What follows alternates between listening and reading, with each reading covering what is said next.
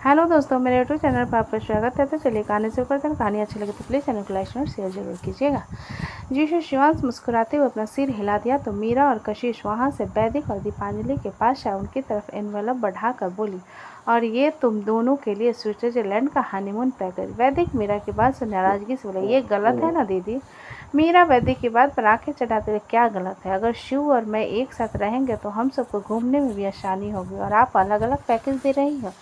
वैदिक ने मुंह बनाते हुए कहा, जिस पर कशिश उन दोनों को देखते हुए, तुम लोग स्विट्जरलैंड और इटली दोनों घूम लेना, हनीमून का हनीमून भी हो जाएगा। मीरा कशिश की बात सुनकर बोली, हम हनीमून पैकेज दे रहे हैं तो हनीमून का हनीमून नहीं हो जाएगा? हनीमून होगा। मीरा की बात सुन वैदिक धीरे से बोला, हम दोनों का तो फिक्स है, लेकिन उन दोनों का कुछ नहीं कर सकते। ये कहते हुए वैदिक ने शिवांश और आर्या की तरफ इशारा कर दिया, जहां शिवांश तो मुस्कुरा रहा था लेकिन आर्या थोड़ी घबराई हुई थी, जिसे देखते हुए कशिश मुस्कुरा दिया और धीरे से बोला, ये जोड़ी मैंने पहले भी देखी है। जिसकी बात सुन मीरा उसे देखने लगी तो कशिश उसे महक और मृत्युंजय की तरफ इशारा कर दिया, जो वहीं पर खड़े हुए थे, और मृत्युंजय जानबूझकर महक के कान पर फूंक मार रहा था और महक चीरते हुए उसे घूर रहे थे, जिन्हें देखते हुए मीरा के होठों पर भी मुस्कान आ गई और वो वैदिक दीपांजलि से बोली, कांग्रेचुलेशन। फिर दीपांजलि से बोली, मेरे भाई का अच्छे से ख्याल रखना। नहीं दीदी, मैं बड़ा हूँ ना, तो मैं ज़्यादा ख्याल रखूँगा, वैदिक ने कहा, जिसकी बात पर मीरा ने अपना सिर हिला दिया और उन दोनों के साथ फ़ोटो क्लिक करवाते हुए लोग नीचे आ गए। दीपांजलि के फैमिली वाले भी वहाँ पर आए, लेकिन आर्या के फैमिली से कोई नहीं आया था, इसलिए आर्या काफ़ी उदास थी। शिवांश आर्या की उदासी को साफ देख पा रहा था, जिसे वो साइड में पड़ा गुलाब का बुके उठा आर्या को देते हुए बोला, ये तुम्हारे लिए है। आर्या शिवांश की बात सुन अपना सिर नहीं में हिलाते हुए बोली, नहीं चाहिए।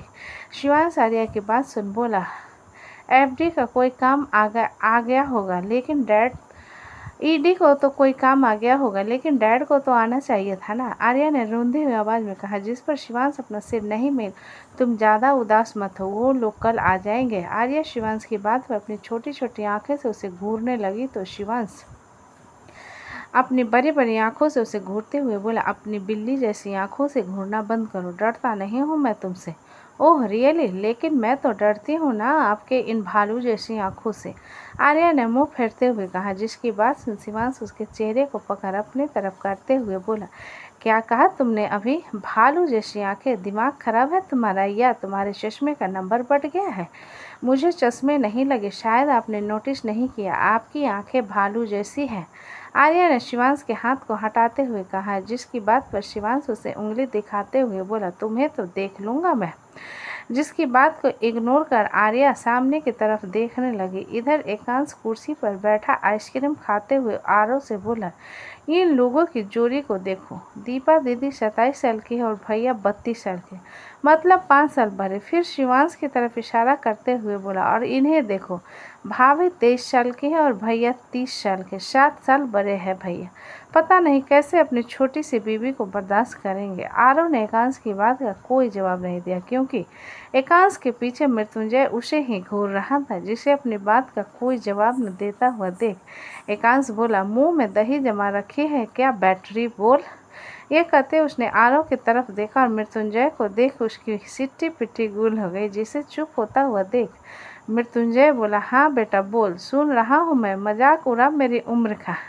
डैड, मैंने आपको कहाँ घसीटा, मैं तो इन लोगों की बात कर रहा था, एकांश ने अपनी सफाई देते हुए कहा, जिस पर मृत्युंजय खुद की तरफ इशारा करते हुए बोला, मेरी बीवी मुझसे 6 साल छोटी है, तो तेरी मॉम। जिसकी बात पर एकांश ताली बजाते हुए, ग्रेट, मुझे संतूर डैड और संतूर मॉम दोनों मिले हैं, मैं बहुत खुश हूँ। एकांश की बात पर मृत्युंजय गहरी सांस भर कर बोला, मेरी औलाद है, इसलिए कुछ नहीं कर सकता, जुबान दे चुका हूँ किसी और को, वरना जब तू 28 साल का होता तो तेरे लिए 18 साल की लड़की लेकर आता मैं। मृत्युंजय की बात सुन एकांश फुल एटीट्यूड के साथ बोला, बीवी चाहिए, बच्ची नहीं, पति बनना चाहता हूँ, बेबी सीटर नहीं, और अगर ऐसी लड़की से मेरी शादी करवा देते आप, तो अगले ही दिन मैं उसे अनाथालय छोड़कर आ जाता। एकांश की बात पर मृत्युंजय उसके कान को पकड़ते हुए बोला, 18 साल का है नहीं और बातें देखो। जिसे एकांश अपने कान छुड़ाते हुए बोला, मौन के साथ डांस कर दूंगा, बता रहा हूँ आपकी बेइज्जती हो जाएगी। इसमें फिर से सेकेंड हैंड जवानी में, मृत्युंजय ने आंखें चढ़ाते हुए कहा, जिस पर एकांश होठों पर तिरछी मुस्कान लेकर मृत्युंजय को देखने लगा, जिसकी मुस्कान को देखते हुए मृत्युंजय की आंखें छोटी हो गई। जब वहां पर उनके बुलाए बिजनेस पार्टनर में से एक अपनी बेटी के साथ वहां पहुंचा, मृत्युंजय उनसे मिलते हुए बोला, hello mister Bajaj, thank you हमारी छोटी सी पार्टी को अटेंड करने के लिए। कैसी बात कर रहा है मिस्टर सारंग, आपकी पार्टी छोटी हो या बड़ी, लोग तरसते हैं अटेंड करने के लिए और आपने हमें इनवाइट किया, उसके लिए thank you so much, mister Bajaj ने कहा। जिस पर मृत्युंजय ने अपना सिर हिला दिया तो मिस्टर बजाज उसे अपनी बेटी से मिलवाते हुए बोले, ये मेरी बेटी है सोना, अभी फ़िलहाल लंदन में अपनी पढ़ाई कर रही है, इसकी मॉम की तबीयत खराब है इसलिए मिलने आई थी। मिस्टर बजाज की बात सुन मृत्युंजय एकांश की तरफ इशारा करते रहे, मेरा छोटा बेटा है एकांश सारंग। जिसकी बात पर मिस्टर बजाज अपना सिर हिलाते हुए बोले, मैं जानता हूँ इन्हें, 10th में मेरिट लिस्ट में इनका नाम आया था और कई सारे ओलंपिक में भी इन्होंने मेडल जीते हैं। मैं अक्सर आर्टिकल में इनकी फ़ोटो देखता रहता हूँ। मृत्युंजय मिस्टर बजाज की बात पर तिरछी नज़र से एकांश को उनकी तरफ इशारा करने लगा तो एकांश बोरियत से मिस्टर बजाज से बोला, hello Bajaj uncle. Mister Bajaj Ekansh की बात पर अपना सिर हिलाते हुए मुस्कुरा कर बोले, हेलो। फिर सोना की तरफ इशारा करके बोले, मेरी बेटी अकेले बोर हो रही थी, आप इनसे बात कर लीजिए। एकांश सोना की तरफ देखने लगा जो उम्र में उसे 2 साल बाद था, लेकिन फिर भी वो काफ़ी मासूम लग रही थी। जिसे देखते हुए एकांश अपना हाथ उसकी तरफ बढ़ाकर बोला, hello nice to meet you. Sona Ekansh के हाथ की तरफ देख उसे हाथ मिलाते हुए बोली, हेलो, क्या हम ड्रिंक कर सकते हैं? अगर आप इसी मुस्कान के साथ कहोगे तो मैं मना नहीं करूँगा। एकांश ने मृत्युंजय की तरफ एक नज़र देख सोना से कहा, जिस पर सोना मुस्कुराते हुए बोली, चलिए। जिसकी बात सुन एकांश अपना सिर हिलाते हुए उसके साथ साइड में चलाया। मृत्युंजय बस उसे जाता हुआ घूरने लगा तो मिस्टर बजाज मृत्युंजय से बोले, मिस्टर सारंग, मैंने सुना आपका बड़ा बेटा भी आया है। मृत्युंजय मिस्टर बजाज के सवाल पर अपना सिर हिलाते बोले, जी हाँ, वो बाकी गेस्ट से मिल रहा था, मैं आपको मिलवाता हूँ। ये कहते हुए मृत्युंजय ने इधर उधर देखा तो अव्यक्त उसी की तरफ आ रहा था, जिसे देख मृत्युंजय इंतजार किया और अव्यक्त मृत्युंजय के पास आकर बोला, डैड अंश कहाँ है? जिस पर मृत्युंजय उसे शांत करते हुए बोला, तुम चुप रहो और इनसे मिलो। ये कहते हुए उसने मिस्टर बजाज की तरफ इशारा किया और आगे बोला, मिस्टर बजाज। जिन्हें देख अव्यक्त उनसे हाथ मिलाते हुए बोला, nice to meet you mister Bajaj. Avyakt से हाथ मिलाते हुए बोले, nice to meet you too. आप उम्र से ज़्यादा बड़े लगते हो। इंसान बड़ा उम्र से नहीं होता अंकल, तजुर्बे से होता है, अव्यक्त ने जवाब दिया। जिसकी बात सुन मिस्टर बजाज मुस्कुराते हुए बोले, हाँ बात तो बिल्कुल सही कही, अभी क्या कर रहे हो आप? जिनके सवालों का अव्यक्त जवाब देने लगा और मृत्युंजय बार बार इधर उधर देख रहा था।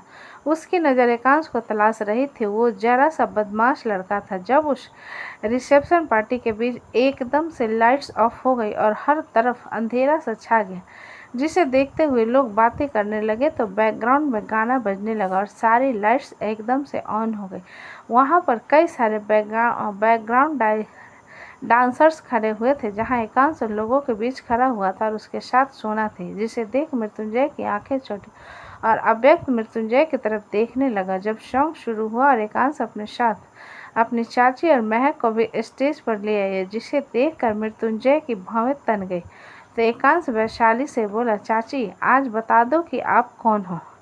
वैशाली एकांश की बात सुनकर बोली, हमको सब जानते हैं, लेकिन हमको भी ये गाना अच्छा लगता है, तो चलो शुरू करते हैं। महक उन दोनों की बातों को सुनते हुए बोली, अंश तुम्हारे डैड को देखो, फॉरगेट इट, उनका काम है घूरना और हमारा काम है वो इग्नोर करना। एकांश ने फुर्सत के साथ कहा, जिस पर सब लोगों ने अपना सिर हिला दिया और सोना एकांश की तरफ देखकर मुस्कुराने लगी। जब सॉन्ग प्ले होना शुरू हुआ, रिलैक्स को सुनकर सारे लोग दंग रह गए तो एकांश मृत्युंजय को फ्लाइंग किस देते हुए फिर से रिलैक्स को गाने लगा और सारी लड़कियां फुल एंजॉय के साथ डांस कर रही थी। मुझे प्यार लगता है प्यारा, मैं हूँ अदाओं का मारा, किसी ने आंखें चुराई किसी ने दिल से उतारा, हसीन है शमा मोहब्बत जवान करीब आके कह रही है मुझसे। जवानियाँ फिर सोना को कमर से पकड़ अपने पास लाकर उसके माथे से लेकर होठों तक उंगली चलाते हुए उसे साइड कर उसके साथ डांस करते हुए बोला, सारी उम्र मैं रहूं 18 साल का, सारी उम्र मैं रहूं 18 साल का,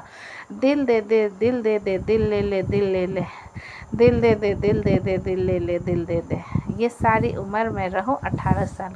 जिसके साथ ही रिलिक्स बजने लगी और अव्यक्त अपना सर नहीं में हिलाते हुए एकांश के लिए प्रार्थना करने लगा।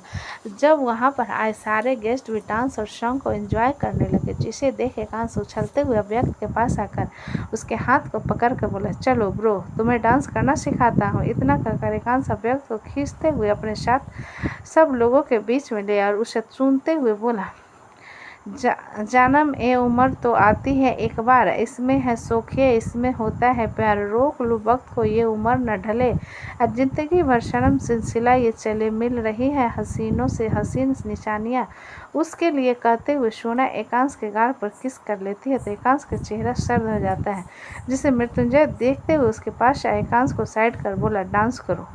एकांश बुरी तरीके से सोना को घूरते हुए उस नज़रों को हटा अपनी मॉम के पास जाकर डांस करने। जब उन लोगों का शौक चेंज हुआ तो मृत्युंजय एकांश को पकड़कर महफिल से बाहर ले आया। मृत्युंजय एकांश को खींचते हुए उसके कमरे में लेकर आ गया और कमरे का दरवाज़ा अंदर से बंद करते हुए बोले, रिसेप्शन लगभग ख़त्म हो चुकी है, तुम्हारा खाना मैं यहाँ भिजवा दूँगा। एकांश मृत्युंजय की बात सुनकर बोला, मुझे थोड़ा और एंजॉय करना था। मृत्युंजय एकांश की बात सुन आंखें छोटी करते हुए बोला, अभी जो तुमने किया बहुत एंजॉय था, इसलिए मैं तुम्हारा डिनर यहाँ भिजवा रहा हूँ, कमरे से बाहर मत निकलना। क्यों डैड, आपको लग रहा है कि मैं सोने बजाज के साथ बदतमीजी कर दूंगा? एकांश ने मुझ पर मुद्दे पर आते हुए कहा, जिस पर मृत्युंजय एकांश को देख, अंश वो तुम थे जो उसके साथ फ्लर्ट कर रहे थे। मैंने फ्लर्ट किया ही नहीं, उसने मुझे ड्रिंक के लिए ऑफ़र किया, मैं रिजेक्ट नहीं कर सकता था, आपकी इंसल्ट होती इसलिए मैंने हाँ कहा। इसका मतलब ये नहीं कि वो मुझे किस करेगी, ये राइट मैंने किसी को नहीं देता, एकांश ने थोड़े गुस्से में कहा। जिस पर मृत्युंजय अपना सिर हिलाते हुए बोला, इतना चलता है, अगर किसी मीडिया वाले ने ऐसी फ़ोटो मेरी खींच ली होती तो अक्खर और आवारा तो आप खुद कहते हो, लड़कीबाज भी कहते सब मुझे, एकांश ने गुस्से में कहा। जिसे सुन मृत्युंजय गहरी सांस भरते हुए बोला, ऐसा कुछ हुआ नहीं है ना, और कोई मीडिया वाला यहाँ नहीं है, इसलिए तुम चिल करो, तुम्हारे लिए डिनर भिजवा रहा हूँ, मैं निकलना मत घर से। इतना कहकर मृत्युंजय कमरे का दरवाज़ा बाहर से बंद करते हुए चल, जिसे एकांश से जोरदार लात मारते हुए गुस्से से चिल्लाया, दिस फकिंग सिट, हर बार यही। इतना कहते हुए एकांश ने अपने कपड़े उतार कर वहीं फेंक दिए और लाइट बंद करते हुए दरवाज़ा अंदर से बंद कर बिस्तर पर लेट गए। इसी तरह धीरे धीरे रिसेप्शन पार्टी पूरी ख़त्म हो गई और आए सारे मेहमान वहाँ से अपने अपने घर के लिए निकल गए, लेकिन सारे बच्चे वहीं रुके हुए थे। ऋतिक की फैमिली में कोई नहीं आया था, इनविटेशन उन्हें दिया गया था लेकिन ऋतिक इस बार नहीं आया था। वैदिक पूरी रिसेप्शन पार्टी खत्म होने के बाद अपने बेडरूम में पहुंचा, जहां दीपांजलि चुनरी ओढ़े बिस्तर पर बैठे हुए थे और पूरा बेडरूम फ्लावर और कैंडल से डेकोरेटेड थे। जिसे देखते हुए वैदिक कमरे का दरवाज़ा अंदर से बंद कर अपने टक्सीडो का जैकेट उतार कर सोफे पर रखते हुए बोला, सो फाइनली तुम मेरी बीवी बन ही गई और आज हमारी वेडिंग नाइट है।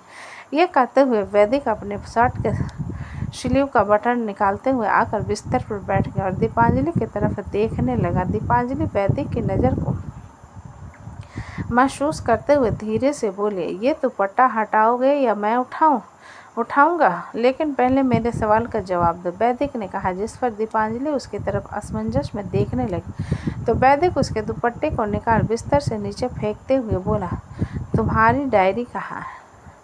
वैदिक के बिहेवियर को देख दीपांजलि सिर उठाकर उसकी तरफ कन्फ्यूजन में देखते हुए बोली, क्या हुआ? वैदिक दीपांजलि के चेहरे को इग्नोर करते हुए बोला, तुम्हारी डायरी कहाँ है? मेरी डायरी से तुम्हारा क्या लेना देना? दीपांजलि ने आंखें छोटी करते हुए कहा। जिस पर वैदिक गुस्से से उसे घूरते हुए बोला, मेरा लेना देना है, बताओ कहाँ है तुम्हारी डायरी? मैं लेकर नहीं आई, मैंने डायरी लिखना छोड़ दिया है, दीपांजलि ने सीधा सा जवाब दिया। जिस पर वैदिक अपना सिर हिलाते हुए बिना उस पर चिल्लाए गुस्सा करे उसके बैग की तरफ चला गया, जिसे देख दीपांजलि बिस्तर से नीचे उतरते हुए बोली, वैदिक, ये एक प्राइवेसी है, तुम मेरी डायरी पढ़कर क्या करोगे? क्योंकि मैंने तुम्हारी ही डायरी में तुम्हारा लॉ कन्फेशन सुना था और अचानक तुम्हारा मेरे साथ शादी के लिए हाँ कहना मुझे समझ नहीं आ रहा है। वैदिक ने दीपांजलि के बैग को पकड़ते हुए कहा। वैदिक के बिहेवियर को देख दीपांजलि सिर उठाकर उसकी तरफ कन्फ्यूजन में देखते हुए बोली, क्या हुआ? वैदिक दीपांजलि के चेहरे को इग्नोर करते हुए बोला, तुम्हारी डायरी कहाँ है? मेरी डायरी से तुम्हारा क्या लेना देना? दीपांजलि ने आंखें छोटी कर, जिस पर वैदिक गुस्से से उसे घूरते हुए बोला, मेरा लेना देना है, बताओ कहाँ है तुम्हारी डायरी? मैं लेकर नहीं है, मैंने डायरी लिखना छोड़ दिया है, दीपांजलि ने सीधा सा जवाब दिया, जिस पर वैदिक अपना सिर हिलाते हुए बिना उस पर चिल्लाए गुस्सा कर उसके बैग की तरफ चला गया, जिसे देख दीपांजलि बिस्तर से नीचे उतरते हुए बोली, वैदिक, ये एक प्राइवेसी है, तुम मेरी डायरी पढ़कर क्या करोगे? क्योंकि मैंने तुम्हारी ही डायरी में तुम्हारा लॉ कन्फेशन सुना था और अचानक तुम्हारा मेरे साथ शादी के लिए हाँ कहना मुझे समझ नहीं आ रहा है। वैदिक ने दीपांजलि के बैग को पकड़ते हुए कहा, जिसे देख दीपांजलि वैदिक के साथ हाथ पर हाथ रख बोली, मैंने सब कुछ क्लियर किया था ना, मैं तुम्हारे साथ प्रैंक कर रही थी। जिसकी बात का इग्नोर कर वैदिक ने उसके बैग को पकड़ कॉफ़ी टेबल पर रख दी और बैग खोलने लगा, जिस पर दीपांजलि वैदिक को पीछे खींच बिस्तर की तरफ धकेलते हुए बोली, मेरे सामान को हाथ मत लगाओ, तुम्हें मुझ पर ट्रस्ट नहीं है क्या? बिल्कुल नहीं है, आइसक्रीम की तरह तुम्हारा दिल है जो हर किसी पर पिघल जाता है, इसलिए मुझे देखने दो, वैदिक ने उठते हुए कहा, जिस पर दीपांजलि जल्दी से उसके पास और उसे बिस्तर पर धकेलते हुए उसके कमर पर बैठ गए, तो वैदिक अपनी आंखें छोटी कर उसे घूरने लगा। दीपांजलि वैदिक की घूरती हुई नज़र पर उसके दोनों हाथों को कस कर पकड़ बिस्तर पर दबाते हुए बोली, तुमने सिर्फ एक पेज पढ़ा था इडियट, और बाकी पेज में सिर्फ तुम्हारा जिक्र था, सिर्फ तुम्हारा मुझे कॉल करना, मेरे बर्थडे पर गिफ्ट भिजवाना और मेरे हर एग्ज़ाम के ख़त्म हो जाने के बाद मुझे नेक्स्ट एग्ज़ाम के लिए प्रिपेयर करना, सब याद है मुझे। वैदिक दीपांजलि के बाद पर उसे हाथ झटक से छुड़ा उसके कमर पर हाथ डाल उसे खींचकर अपने नीचे लाकर खुद उसके ऊपर आ गया और उसे घूरते हुए बोला, अच्छा तुम्हें सब याद है, तो मेरा कॉल अटेंड क्यों नहीं करती थी? क्योंकि मुझे डर था कि तुम मुझे प्रपोज कर दोगे, दीपांजलि ने जवाब दिया, जिस पर वैदिक अजीब सा मुंह बनाते हुए, क्या अजीब सा बहाना है? मैं क्यों बहाना बनाने लगे ताकि तुम्हें मेरे सवालों का जवाब देना न पड़े, तुम्हें अपनी डायरी मुझे ना दिखानी पड़े, इसलिए तुम बहाने बना रही हो, वैदिक ने चिढ़ते हुए कहा, जिस पर दीपांजलि वैदिक को दूर करते हुए बोली, रिसेप्शन के कारण मैं थक गई हूँ, कल सुबह सुबह झगड़ा करेंगे, अभी सोने दो, ठीक है? तुम सो जाओ, मैं तुम्हारी डायरी ढूंढ लूँगा, वैदिक ने बिस्तर से उतरते हुए कहा, जिस पर दीपांजलि उठकर बैठते हुए इरिटेट होकर बोली, यार इतने रोमांटिक से मोमेंट में ये तुम्हारे दिमाग की गाड़ी डायरी पर आकर क्यों रुक गई? क्योंकि मेरा दिल तुम्हारी डायरी पर आकर रुक गया था और मेरी जान मेरे मुंह में आ गई थी जब मैं तुम्हारी डायरी में शिवांश के लिए तुम्हारा मिस यू पढ़ा था, वैदिक ने सीधा सा जवाब दिया, जिसके जवाब को सुन दीपांजलि ने इरिटेट होकर उसे देखा और सोते हुए बोली, मैं सो रही हूँ, मुझे उठाना मत, गुड नाइट। इतना कहकर दीपांजलि ने ब्लैंकेट अपने सिर तक खींच लिया, जिसे वैदिक ने सिर घुमा कर देखा और उसकी तरफ आते हुए बोला, दीपा, मुझे बहुत सारी बातें करनी है तुमसे, जिसकी बात का दीपांजलि ने कोई जवाब नहीं दिया, जिसे देख वैदिक ने ब्लैंकेट खींचकर दीपांजलि को देखा तो जो सो गई थी, जिसे देख वैदिक हैरान होते हुए, कोई 2 मिनट में कैसे सो सकते हैं? आज हमारी वेडिंग नाइट थी, इडियट। इतना कहते हुए वैदिक ने दीपांजलि को हिलाया, लेकिन वह गहरी नींद में जा चुकी थी, जिसे देखते हुए वैदिक ने धीरे से दीपांजलि के हाथ में एक एक चूड़ियाँ छोड़कर सबको निकाल दी और उसे ज्वेलरी को उतारते हुए उसके ब्लैंकेट को ठीक कर माथे पर चूमते हुए अपने सिर के नीचे हाथ डाल उसे एक टक देखने लगा। तो दोस्तों, कहानी कैसी लगी मुझे कमेंट में लिखें, अच्छी लगी तो प्लीज़ चैनल को लाइक करें, सब्सक्राइब करें और ज़्यादा से ज़्यादा शेयर करें। कहानी को पूरा सुनने के लिए धन्यवाद।